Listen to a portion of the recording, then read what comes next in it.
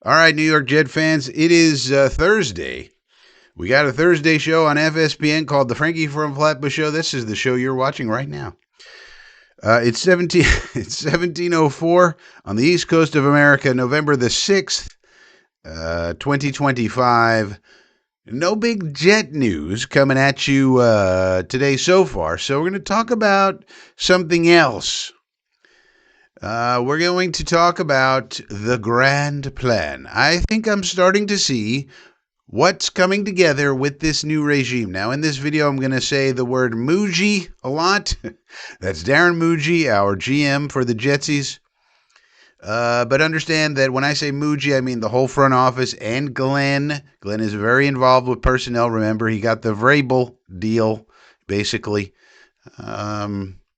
Which means he's in charge and Mougey's the sidekick, but Mougey's the GM, and so we're going to use the word Mougey, but it's the whole front office, and Glenn, it's the regime, the new regime that we're going to be talking about. But I think that the grand plan is starting to come together, and it's becoming evident.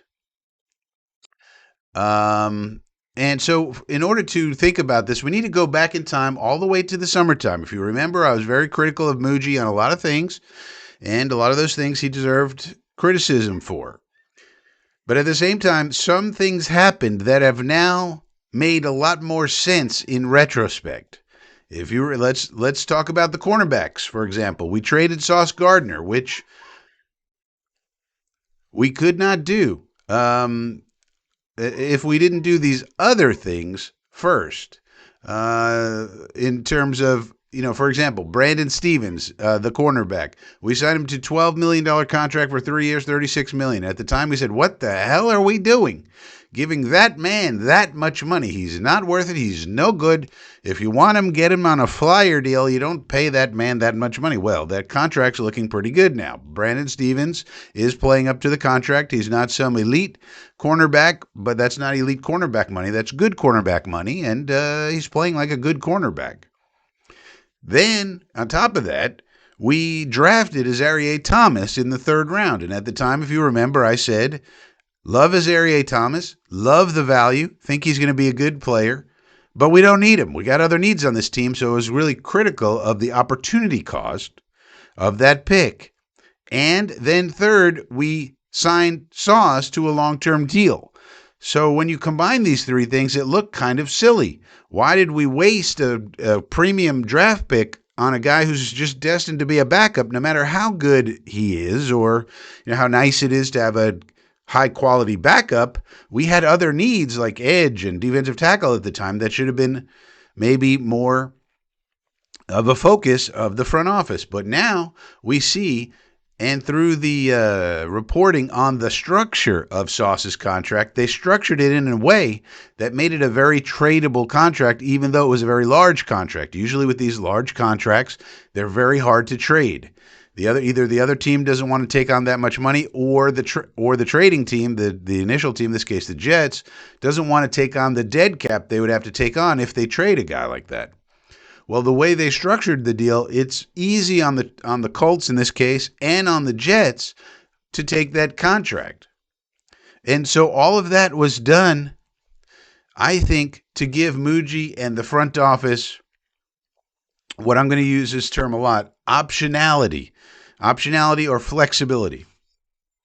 I don't think they necessarily wanted to trade Sauce, but if somebody came with a Godfather offer, they needed to be ready for it, and so they structured the contract, and he said as much. This is straight out of Mougey's mouth. They structured the contract in such a way that if they got such a deal, then they could do it. It wouldn't be onerous on the team acquiring Sauce, and it wouldn't be onerous on the Jets. We are going to have to take some dead cap, but that's okay, and they planned for it. And now, contrary to what people like Connor Hughes want to tell you or other idiots in the media, we already have the replacement. It's Azareye'h Thomas. And if Azareye'h Thomas doesn't work out, then that's bad scouting by the Jets, because they really wanted that kid. They took him with a third-round pick. He was very highly regarded. He was, I think, the third or fourth highest-rated cornerback in that draft off the top of my head. He had first, second-round grades, and we got him in the third. So great value. But now the kid has to produce, and we'll see how Azareye'h Thomas works out. But nonetheless, we now have the replacement. So, the people in the media want to make this case to make the Jets look dumb. They want to tell you, oh, you traded Sauce Gardner away so that now you have to find in the draft the next Sauce Gardner. No, you do not. You don't need to find somebody as good as Sauce Gardner. You just need to find a good cornerback, and hopefully they already have it. And second, even if that were true, it would still be a good thing to do if you were really worried about the cap, because Sauce is expensive at this point. So don't let the media idiots tell you that, oh, we traded Sauce Gardner and now we have to find Sauce Gardner in the draft. That's what they want to tell you. They're desperate for that narrative. They're desperate for it. But they can't quite do it, because then they realize, oh, wait, but there's this Azareye'h Thomas kid. So then they'll say, and if Azareye'h Thomas doesn't work out, then you need to go and find, This is how they mess with you, man. But anyway, so now we see that all those things were probably part of the grand plan, because now if Azareye'h Thomas works out to be a good corner, and the other thing, he doesn't need to be cornerback one. This isn't like wide receiver. So all he needs to do is be a good corner, good solid corner.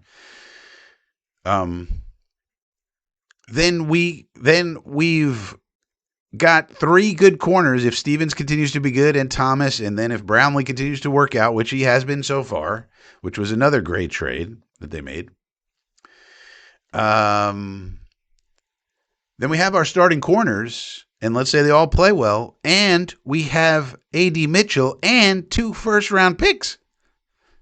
I mean, Jesus Christ. I mean, nobody wants to look at it like that, because then you would have to give Mougey big credit for this plan that he's come up with.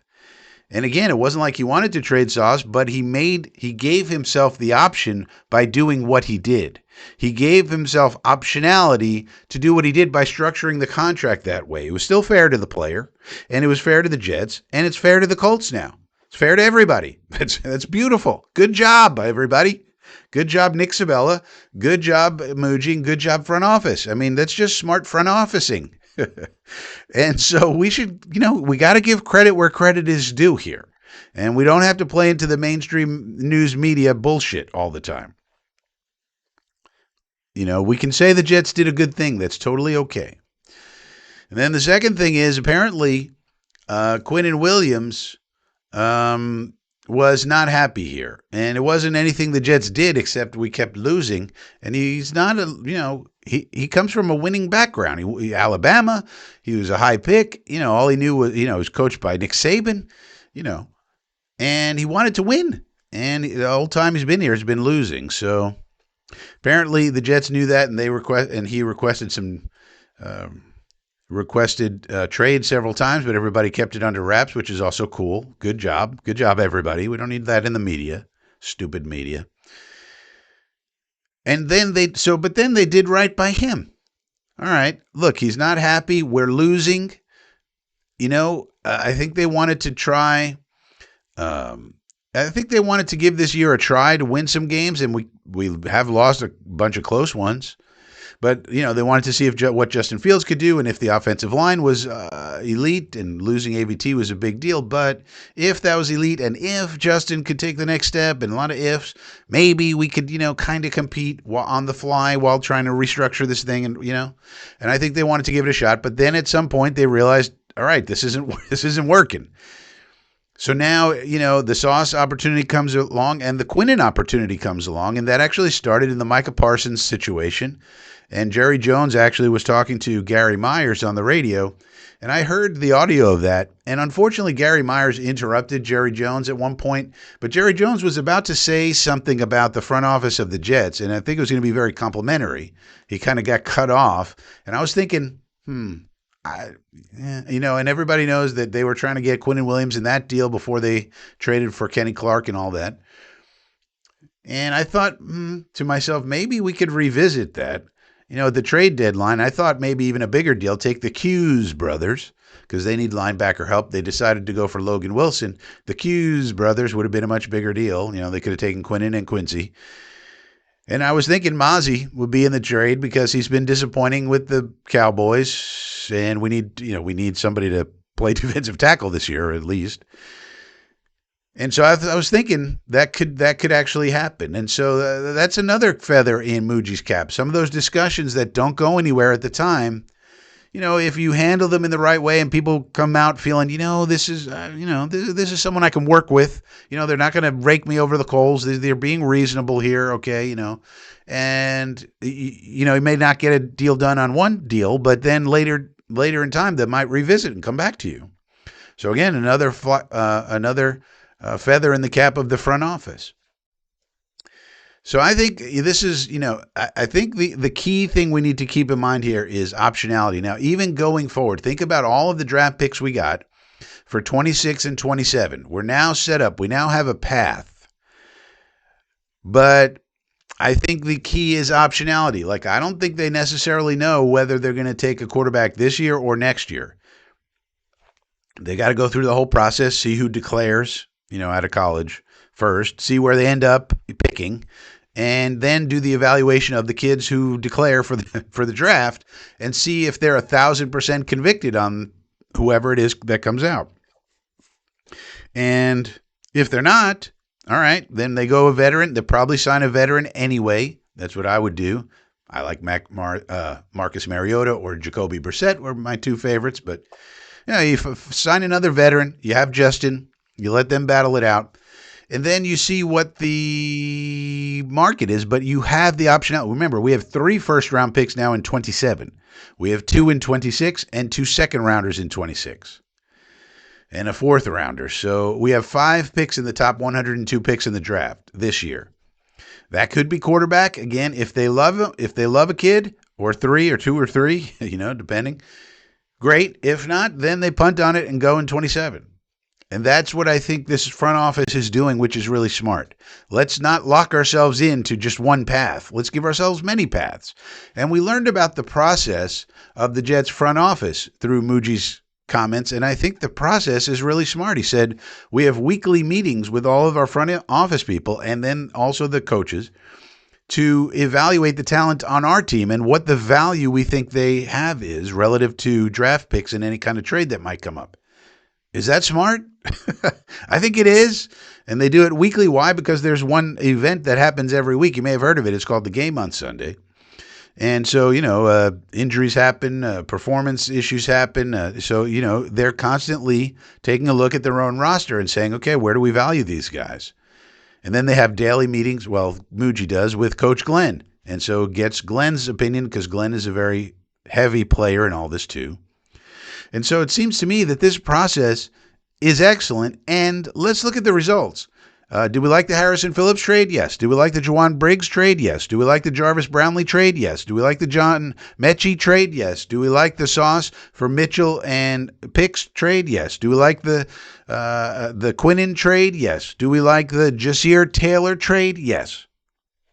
We picked up Jasir Taylor, this kid, this cornerback, for nothing. Basically, the lint in our pockets we traded over to the Chargers. And he's a good special teamer, and he's a depth cornerback. Now, he's only got 1 year left just this year on his contract, so the Chargers probably just wanted to get anything they could for him because they thought they would lose him. But, if he plays well on special teams and shows he could at least be a backup corner, you could sign that kid for, a 2-year deal, $3 million. He'll be happy to get that. And that's an El Cheapo backup corner you have, and he's supposedly the Chargers' best gunner, according to one of the reporters for the Chargers I saw on Twitter. Maybe he's right, maybe he's wrong, I don't know, but he said he's the Chargers' best gunner. I don't know if that's true or not, but then Brian Baldinger did a breakdown of Jasir Taylor as a defender, and he looked pretty good, at least in the clips he was showing, and we got him for nothing. So, and then on top of that, we have all this crap tons of draft capital that we just acquired. So the process, you could say, well, weekly meetings, daily, who cares about these fucking meetings? Yeah, but look at the process, look at the results. As soon as Mougey got his whole front office in place, it's been nothing but good trades that he's made and smart moves. They don't all work out, but it doesn't mean, acquiring Jelani Woods was smart off the waiver wire. Apparently, he hasn't been able to get on the field and do anything, but it was still smart at the time. You get a guy like that and you see what you got. Maybe in practice, he just hasn't been impressive. All right, but what did it cost you? Nothing. So you might as well get a free look. Anytime you can pick up a free bag of money, you pick it up. So I think overall, very good process, which you have to be encouraged about going forward. I mean, that was a big worry with this guy. He's a first-time GM. He'd never even interviewed anywhere else. And so you wondered, does he really have the chops? And Glenn, this is his first time as a head coach. Do we really want to give a first-time head coach all this power? The Vrabel package? Vrabel's already been a coach, already shown what he can do. Glenn, this is the first time. So we got a couple of first-timers here. How's this going to work? But I got to say, so far, so good with these two. And now the plan is revealed. I think the big overall grand plan that they had is now coming to fruition. They said whatever they said in the summertime, win now, whatever. You can't, I guess you just can't go out and say, give us time and, whatever. I think they looked at 25 as an evaluation year with a chance that they could win now, like I said earlier. If the O-line was elite and if Justin continued to improve and get better, could have resulted in a bunch more wins. And keep in mind, we've lost by 2 points, 1 point, 2 point, 3 points. So we had some bad luck, but there was a chance it could have worked. So, it's not really that much of a deception to say we're trying to win now. They were trying to win now, but, what's the chance Justin Fields shows you he's actually can play the position, at the level you need for a starter. But they took the shot. All right, they didn't have many options. They took the shot. And now it's a complete evaluation year, and we have much more to evaluate. What is Adonai Mitchell? I've seen the Joe Blewett breakdowns. Looks like he's a good player to me.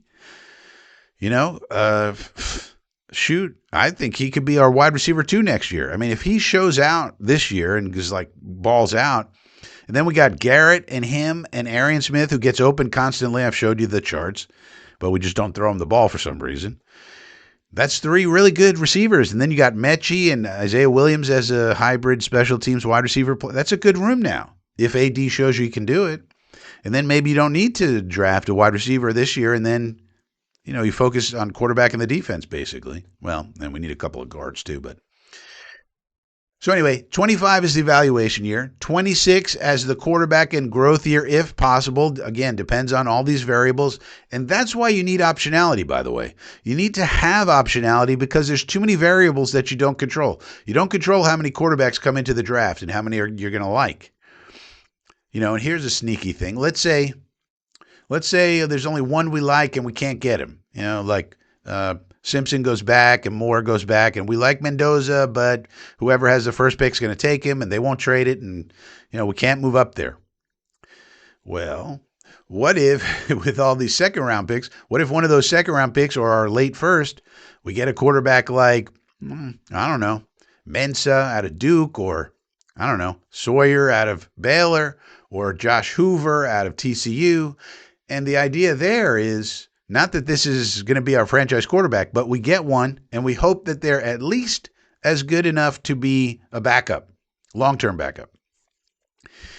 But with the chance that they succeed, and we do the Jackson Dart plan where we have 2 veterans, we let them battle it out, one of them wins, and then the rookie comes in, and whatever they do, great, but we see how they are. And if they're killing it, they get accelerated and at some point go in, and we see what we got. And but the idea being, all right, worst case scenario, we got our long-term backup, and then next year, we go get Julian Sayin or Arch Manning or whoever, CJ Carr, or whoever the hotness is going to be next year.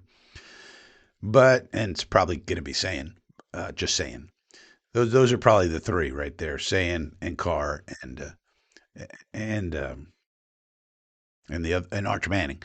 But who knows? They don't have to come out either. Julius Sayin's a freshman, I think, this year. I mean, so these kids are babies, but for God's sakes, man, to be a talented quarterback in this country, I tell you, you got the world at your feet. But then 27 is the playoff year and highly competitive team. You would think they would prefer to get a quarterback this year, like either, Mendoza or Simpson or Dante Moore. You would think they would want one of those 3. You would think. I mean, I don't know how they're going to evaluate these, but it seems like the consensus of all the smart people is those are the top 3. And you would think that the Jets would prefer to get them this year, then try to build around him as much as possible. We do have a lot of capital, 5 picks in the first 102. So, we need guards. We might need another wide receiver, depending on what A.D. Mitchell and John Mechie show us, etc. We might need another tight end, for example. Do we retain Ruckert? See what happens with Brees. I would sign Brees, extend Brees, but and then get the guy, see what he does. And again, I would do the Jackson Dart plan no matter what. And we'll see whoever it is that we get, but eventually they come in and let's say they play half the year, and we feel good about them. They do good enough. They do some good things. They win some games. Then next year with 3 first-round picks, and by the way, in 2027, the draft experts, the smart ones, are saying 2027 could be an all-time draft. Now, things change. People don't come out.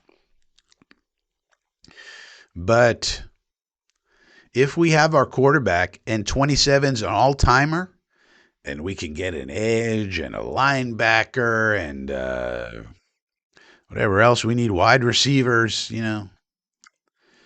and that we already have the quarterback, and that would be the idea. So to me, that's the ideal plan, but we have all this optionality built into the plan. But the ideal plan would be get your young quarterback 26, then in 27, load up in 26 as much as possible. Hopefully the kid shows you he's the guy. Then load up again. Now you have a loaded team. He's got no excuses if he doesn't perform. And you hope to compete then. 27. That's the deal. Get used to it. 2027. All right, so let me know what you think about all this in the comments section down below. Let me know what you think about my new little title thing down here. And, with that being said, I will see you next time.